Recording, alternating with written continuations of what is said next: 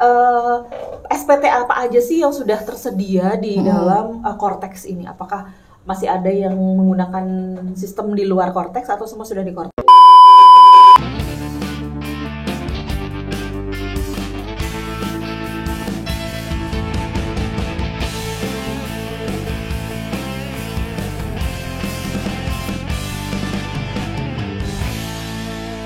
Dari Studio 528, Ruang Kita Bicara Pajak. Assalamualaikum warahmatullahi wabarakatuh. Apa kabar kawan pajak semuanya?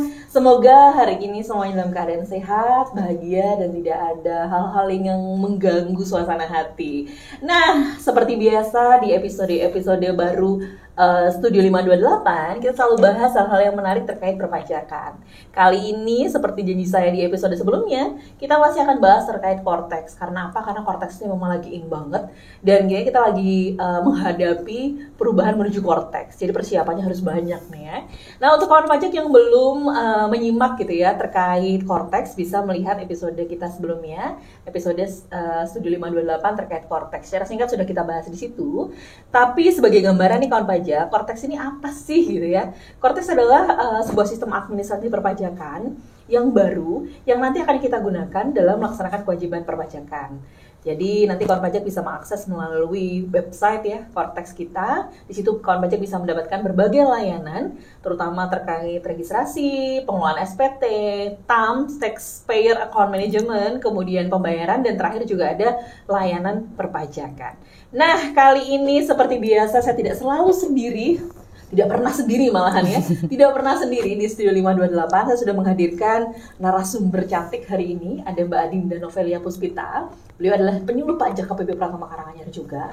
Apa kabar Mbak Adinda? Baik, alhamdulillah Mbak Adinda.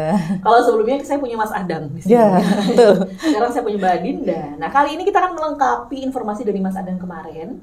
Kita akan bahas terkait pertanyaan-pertanyaan yang sering ditanyakan oleh kawan pajak, baik secara online maupun offline terkait Cortex itu ya. Kan banyak nih yang nanya-nanya gitu kan. Sebenarnya gimana sih registrasi itu? Sebenarnya gimana sih layanan perpajakannya gitu ya. Kita udah rangkum, ada banyak banget pertanyaannya, Mbak. Banyak sekali, Mbak Ida. Banyak sekali. Kita akan rangkum hal-hal yang penting-penting, yang kayaknya asik nih, yang paling urgent untuk diketahui oleh kawan pajak terkait FAQ atau soal sering ditanya terkait Cortex gitu ya Mbak Dina ya. Okay. Sudah punya rangkumannya ini. Terkait 5 proses bisnis kemarin ya Mbak ya. Betul. Registrasi, pengelolaan SPT, kemudian ada pembayaran, TAM, Taxpayer Account Management, dan juga terkait dengan layanan perpajakannya. Oke, siap Mbak Dinda? Insya Allah siap. Pertanyaan yang paling banyak ditanyakan adalah kalau terkait registrasi, apakah kalau wajib pajak mau registrasi itu hanya melalui Cortex saja atau ada saluran-saluran lain yang bisa digunakan untuk melakukan pendaftaran PPP? Ya, oke Mbak Ida. Jadi untuk registrasi, kalau dulu wajib pajak bisa melakukan pendaftaran secara online di registrasi atau irek.pajak.go.id. Nah sekarang nih tersatu sistem Mbak Winda di Cortex atau portal wajib pajak atau klik. Nah kemudian nanti ada saluran lain juga, misalkan wajib pajak bisa menghubungi kontak center di Kering Pajak, kemudian ada juga tempat pelayanan terpadu baik di KP2KP maupun di KPP, serta ada juga di saluran lain misalkan di OSS atau di Ditjen AHU seperti itu Mbak Winda. Bisa ya, nggak hanya Cortex saja ya. Betul. Oke, pertanyaan berikutnya yang juga menarik adalah kan kita sudah beralih nih nanti akan di NPWP ke NIK ya, NIK sebagai NPWP gitu. Nah, terus bagaimana nih dengan orang pribadi yang punya NIK ya? Kan setiap orang punya KTP nih, punya NIK tapi dia belum punya kewajiban perpajakan. Apakah juga harus mendaftarkan diri gitu ya di Cortex tersebut? Gimana Mbak Dina? Ya, jadi untuk orang pribadi dia punya NIK tetapi nggak ada kewajiban perpajakannya gitu ya Mbak Winda ya. Jadi nanti si orang pribadi ini bisa melakukan ke menu perubahan data. Nah, di situ orang pribadinya bisa menginput NIK-nya ke daftar unit keluarga atau DUK kepala keluarga. Kemudian dalam hal jika si orang pribadi ini dibutuhkan untuk bukti potong. Tapi kalau hanya untuk kepentingan tanda tangan elektronik, nanti orang pribadi bisa melakukan pendaftaran wajib pajak, kemudian memilih pendaftaran non wajib pajak jika ingin mengakses akun wajib pajaknya untuk kepentingan tanda tangan elektronik tersebut. Oke, jadi ada dua ya. Kalau misalnya dia memang butuh untuk pembuatan bukti potong, berarti dalam kepentingan penghasilan gitu ya, dia bisa mencantumkan ke dalam daftar anggota keluarganya, ya NIK-nya tersebut. Atau kedua, kalau memang hanya kepentingan untuk sertifikat elektronik, gitu, dia bisa mendaftarkan sebagai pendaftaran non wajib pajak. Wajib pajak, betul. Oke, terjawab ya. Oke, untuk pertanyaan berikutnya, mungkin kemarin sudah sempat dibahas sedikit sih. Kalau misalnya dia sudah terdaftar, sudah punya NPWP, apakah harus registrasi lagi nih di aplikasi Cortex gitu kan? Iya. Kalau misalkan sudah terdaftar lama nih wajib pajaknya, nanti wajib pajak cukup meriset di akun Cortex-nya atau portal wajib pajak tersebut. Kemudian nanti akan ada link yang masuk di emailnya mereka. Kemudian jika memang emailnya ternyata ada perubahan data nih Mbak Wida, nah wajib pajak harus mengupdate terlebih dahulu di akun DJP online-nya. Agar dapat masuk ke email tersebut. Jadi nggak perlu registrasi ya? Iya, jadi cukup meriset aja, meriset passwordnya aja. Agar bisa melakukan akses di situ. Iya, betul. Gampang. Jadi semuanya, baik wajib pajak baru maupun wajib pajak lama yang sudah punya NPWP, sudah punya akun DJP online, semuanya melakukan registrasi di DJP online, di Cortex. Cuman kalau yang sudah punya NPWP, sudah terdaftar lama, cukup reset passwordnya saja, biar bisa masuk ke dalam website kita, Cortex tersebut. Betul. Nah, ini juga pertanyaan menarik, banyak banget yang nanya-nanya kemarin, bagaimana kalau yang istri gabung sama suami nih NPWP-nya, jadi satu NPWP unit keluarga, ya, kayak gitu gimana nih? Apakah harus registrasi juga? Nah iya, untuk istri yang memilih gabung dengan NPWP suami, itu sekarang juga bisa mengakses akun Cortex-nya Mbak Winda. Nanti ada pilihan di namanya register only. Jadi agar istri bisa akun Cortex juga sendiri, ya. Jadi tanpa jadi semuanya bisa akses. Bisa akses. Ada caranya. Nah, kalau pertanyaan berikutnya, kalau yang NPWP-nya statusnya nonaktif, kan ada NPWP yang aktif dan nonaktif ya. Kalau dia NE nih misalnya nonaktif, kemudian dia mungkin ingin mengaktifkan atau ingin mengakses Cortex, ini gimana caranya Mbak? Oke, nanti kalau untuk yang non-efektif bisa dilakukan dengan pengajuan sendiri ya Mbak ya, pengaktifan non-efektif, atau ada juga secara jabatan, dan juga bisa melakukan otomatis, misalkan lapor SPT tahunan, bayar, potong, itu otomatis jadi aktif ya? Nanti akan aktif kembali. Oke, antara tiga tersebut. Oke, nanti kalau sudah aktif ya berarti tinggal gimana bisa registrasi di akun Cortex tadi ya, dengan cara reset password seperti itu. Itu terkait pertanyaan soal yang sering ditanya terkait registrasi. Gimana kalau saya gabung dengan suami, NPWP-nya, gimana kalau saya belum punya kewajiban perpajakan, apakah tetap melakukan registrasi atau tidak? Cara-caranya sudah dijelaskan oleh Mbak Dinda. Sekarang berikutnya terkait pelaporan SPT. Pertanyaan yang paling banyak sering ditanyakan adalah, kalau saya mau lapor SPT, mau lapor SPT melalui Cortex, aku harus nyiapin apa aja sih gitu? Yang harus nyiapin apa aja? Ya, sebenarnya kalau dokumen sama dengan sebelumnya sama aja ya. Jadi berdasarkan pasal 28 KUP. Jadi untuk misalkan pelaporan SPT-nya SPT masa PPN, makanya dibutuhkan adalah faktur pajak. Kemudian kalau SPT masa penghasilan ya berarti siapkan bukti potongnya. Kemudian kalau kayak SPT tahunan berarti ada laporan keuangan, minimal laba rugi dan juga neraca, dan juga rekapitulasi peredaran bruto. Ya, masih sama dengan yang tidak ada perubahan. Ya, hanya cara lapornya aja. Kalau yang harus disiapkan dokumen tetap sama ketentuannya seperti tahun-tahun sebelumnya. Cuman caranya kalau dulu pakai DJP online, kalau nanti Cortex sudah berlaku ya nanti kita akan menggunakan akun di Cortex tersebut. Ya. Kemudian pertanyaan berikutnya yang sering ditanyain, apa aja sih saluran untuk lapor SPT secara online? Jadi kalau sekarang, kalau dulu pakai akun DJP online ya Mbak Wida ya, nanti kalau sudah mulai menggunakan Cortex ya berarti di akun portal wajib pajak tersebut, di Cortex tersebut, atau juga bisa melalui penyedia jasa aplikasi perpajakan. Jadi semuanya tersatu sistem juga di portal wajib pajak juga Mbak Wida. Di portal itu ya, kalau cara aksesnya gimana, cara bikin SPT-nya gimana, nah itu kawan pajak bisa coba di simulasi Cortex ya. Simulasi Cortex ada di DJP online saat ini. Jadi kawan pajak bisa ngeliat nih, oh cara bikin laporannya seperti ini sebagai persiapan dan latihan. Oke, dan terakhir pertanyaan terkait SPT nih Mbak, misalnya SPT apa aja sih yang sudah tersedia di dalam Cortex ini? Apakah masih ada yang menggunakan sistem di luar Cortex atau semua sudah di Cortex? Ya, nanti untuk aplikasi atau beberapa jenis SPT yang terbentuk secara otomatis di sistem Cortex, nanti ada misalkan SPT masa PPN, kemudian ada juga SPT tahunan PPH Badan, kemudian SPT masa PPN PMSE, dan Bea Materai juga SPOP. Jadi sudah ada semua ya sebenarnya. Ada di situ semua. Ada semuanya. Iya. Jadi satu untuk semua. Satu untuk semua, betul. Ada BPH 21 ada, unifikasi ada, unifikasi ya. juga ada, PPN ada. Banyak banget dipakai oleh para pengusaha kena pajak tuh, bikin faktur di situ, bikin bukti potong juga di situ, langsung lapor pajaknya dan langsung untuk bikin pembayarannya. Ya, betul. Nah, yang menarik nih kawan pajak terkait pelaporan SPT, kalau di Cortex nanti ketika SPT-nya itu berstatus sebagai kurang bayar, kemudian harus bayar gitu ya, di Cortex nanti billingnya akan langsung tercreate. Jadi langsung ada nih ya. Betul. Ada billingnya, nanti kawan pajak tinggal pilih nih mau bayar langsung ke bank atau mau pakai deposit. Ya, apa itu deposit? Aduh, udah ada di episode sebelumnya. Ya. Nah, sekarang pertanyaan berikutnya, melanjutkan pernyataan saya tadi ya. Kalau SPT-nya kurang bayar pada sistem baru, apakah sudah dianggap lapor kalau kita sudah bayar?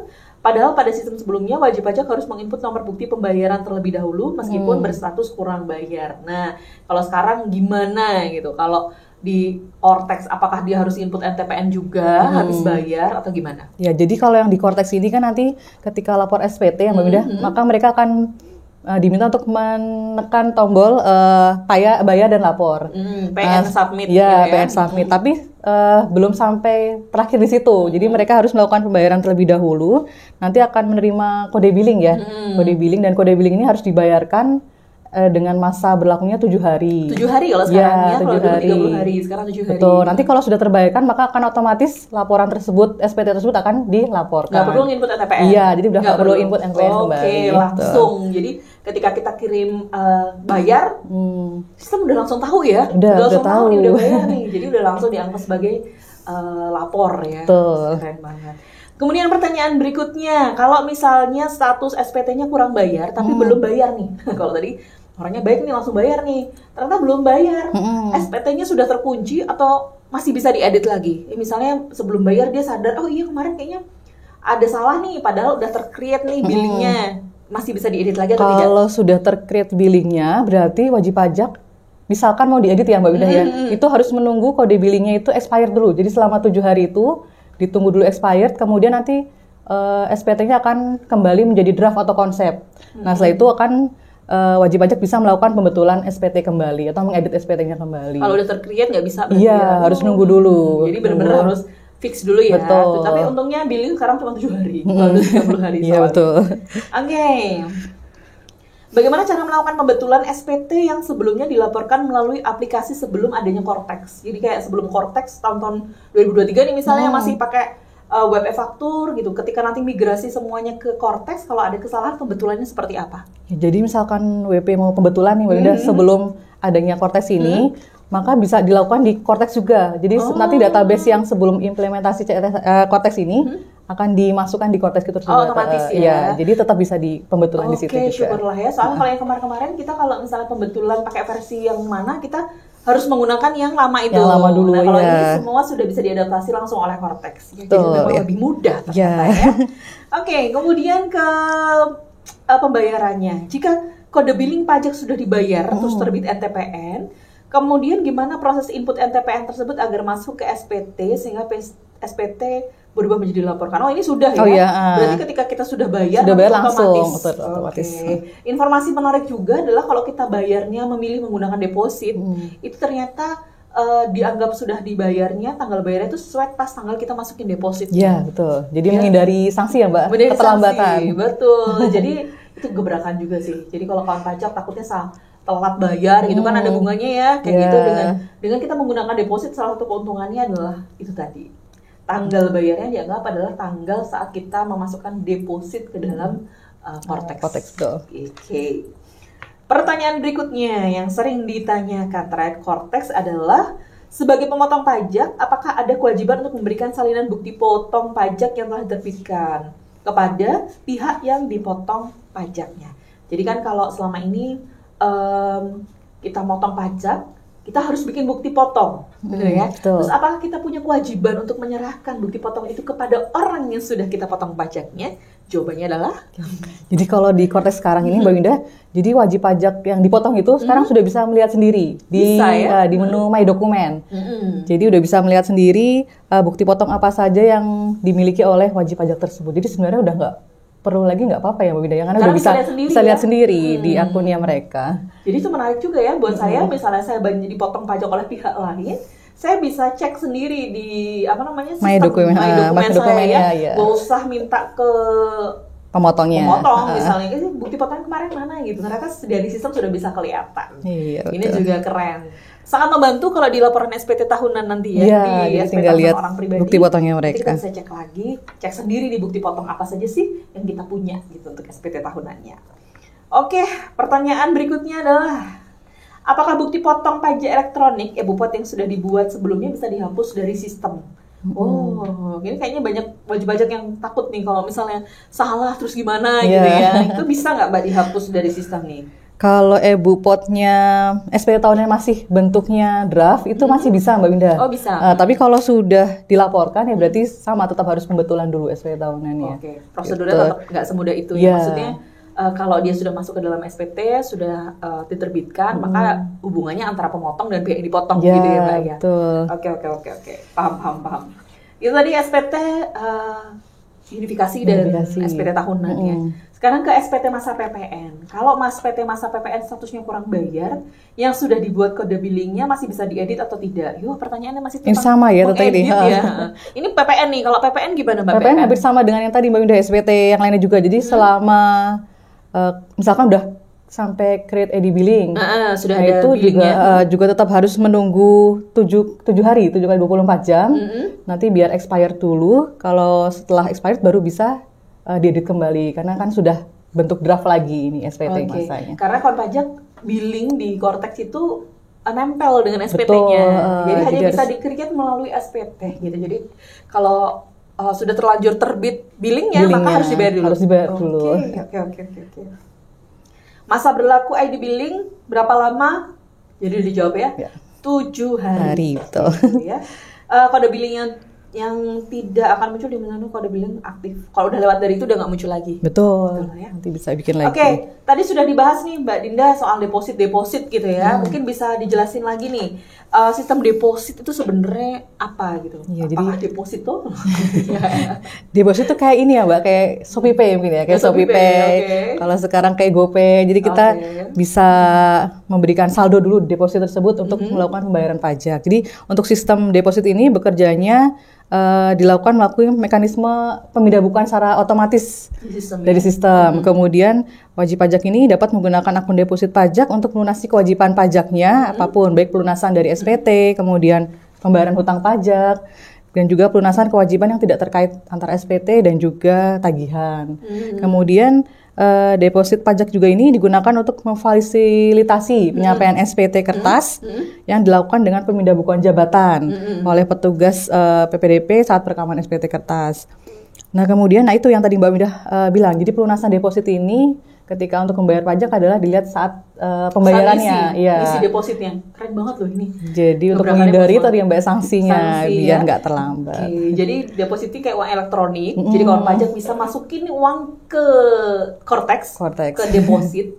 Nanti kita bisa lihat sendiri uang ini kita pakai untuk apa. Itu ada di kendali wajib pajak. Nanti apakah untuk membayar tunggakan, bayar SPT, bayar billing yang tercreate atau apapun itu bisa digunakan melalui deposit tadi. Keuntungannya ya tadi salah satunya selain menghindari keterlambatan, jadi kita juga punya dana yang cukup di situ ya untuk pembayaran pajak. Keren banget. Terus gimana nih cara menggunakan depositnya? Nah untuk menggunakan deposit ini Mbak Winda, jadi wajib pajak melakukan proses pembuatannya nanti pada draft SPT di Taxpayer Portal. Kemudian untuk pelunasan hutang pajak pada menu layanan pembuatan kode billing atau tagihan pajak. Nah kemudian untuk permohonan pemindahan sebagai sumber, untuk digunakan sebagai permohonan pemindahan juga sebagai sumber dari pemindahan. Misalnya kita pindahin untuk bayar apa gitu bisa ya. Nah kalau kita mau milih nih bayar sebagian pakai deposit, sebagian pakai transfer bank gitu misalnya, bisa seperti itu. Sebenarnya kalau depositnya masih ada ya Mbak Winda untuk melunasi utang pajaknya atau kekurangan pajaknya, biasanya wajib pajak akan diminta memilih untuk menggunakan deposit terlebih dahulu. Namun jika memang ternyata kurang mencukupi depositnya, nanti wajib pajak bisa menggunakan kode billing sepenuhnya dari deposit tersebut. Oh, jadi tetap diutamakan kalau udah milihnya deposit ya, deposit ya? Iya, atau diminta untuk mengisi terlebih dahulu mungkin ya Mbak Winda ya, deposit yang masih kurang tersebut. Top up ibaratnya. Iya, top up dulu depositnya. Terus ini pertanyaan berikutnya, sistem deposit ini nanti ada notifikasi nggak kalau ternyata harus diisi ulang gitu kayak gitu? Udah habis, saldo habis gitu, nggak ya? Ada atau tidak di sistem? Untuk diisi ulang, ini notifikasinya nanti dilihat di ketika wajib pajak akan menggunakan deposit pada menu layanan pembuatan kode billing atas tagihan pajak. Tombol Pay with Deposit Balance Transfer akan aktif. Oh, berarti ntar akan ada tombol yang pengaktifan tersebut Mbak untuk mengisi deposit tersebut. Kalau kita pilih, kemudian ternyata saldonya nggak cukup, itu akan diminta untuk mengisi kembali ya. Biar depositnya itu cukup untuk melakukan pembayaran pajak gitu kayaknya Mbak. Betul. Okay. Ini deposit bisa lintas tahun nggak? Misalnya tahun itu sudah habis gitu, mau dipakai untuk tahun depan gitu bisa nggak? Masih bisa mudah. Jadi deposit ini masih bisa digunakan untuk tahun berikutnya tanpa perlu adanya pemindah bukuan. Misalkan dari tahun 2023 nanti ke 2024 itu nggak perlu. 2024 ke 2025 ya. Gitu nggak perlu ya. Otomatis jadi akan bisa ya, ada di situ ya. Iya, betul. Oke, jangan khawatir. Jadi deposit ini bisa dipakai lintas tahun. Jadi kalau sisa, aduh nanti hangus lagi ya. Bisa masih digunakan. bisa. Oke kawan pajak, kayaknya untuk sesi kali ini kita akan hanya membahas soal sering ditanya sampai ke sisi pembayaran ya. Karena banyak banget kalau pertanyaan-pertanyaan, nanti kita akan rangkum kembali pertanyaan-pertanyaan apa saja yang sering ditanyakan terkait Cortex, mungkin di episode berikutnya. Atau kawan pajak juga bisa untuk follow seluruh akun media sosial dari KPP Pratama Karanganyar. Ada Instagram, ada Twitter, ada YouTube, ada Facebook. Nah, semuanya silahkan di-follow karena di situ kita akan selalu update berita-berita terbaru, kemudian ketentuan pajak terbaru, kemudian pengumuman-pengumuman terbaru. Jadi kawan pajak jangan sampai ketinggalan. Kayak gitu ya Mbak Dinda ya. Oke, terima kasih Mbak Dinda sudah datang di Studio 528. Udah juga, bahas pertanyaan-pertanyaan sering muncul, sering dijawab, dan mungkin juga menjadi pertanyaan dari kawan pajak semua di tempat masing-masing. Ya, dan kawan pajak kalau menginginkan kelas pajak atau ingin belajar lebih jauh terkait Cortex bisa menghubungi KPP terdaftar ya. Nanti akan dijadwalkan, kemudian akan diatur terkait edukasi Cortex bagi kawan pajak semua. Secara mandiri, sekali lagi saya ingatkan kawan pajak bisa ngecek di DJP online ada simulasi Cortex. Jadi silahkan registrasi di situ, terus bisa lihat nih fitur-fiturnya yang diomongin Mbak Dinda bener atau enggak. Dicek lagi ya Mbak. Dicek lagi. Oke, terima kasih kawan pajak. Terima kasih sudah menyimak Studio 528 episode kali ini. Sampai jumpa di episode berikutnya yang tentunya tetap menarik dan terkait perpajakan terkini. Assalamualaikum warahmatullahi wabarakatuh.